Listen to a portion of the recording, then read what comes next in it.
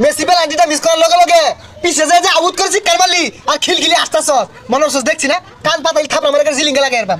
ওইটা কিন্তু আমি শিক্ষা দিছি না বুঝছস, ওটা আমার রুহ শিক্ষা মেরে উঠছিন। আমি কিন্তু চাইছি মেসি গোল দেখ হ্যাট্রিকটা করছে না, খুশিও হয়েছিলাম।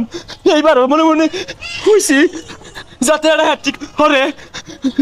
বালা খেলছে, বালাই খেলছে রে। তুই যদি মেসি নিয়ে আর উল্টা পাল্টা একটা কথা কস বাড়ি বাইরে কোমর ভাঙ্গা খেতে হলাই তুই।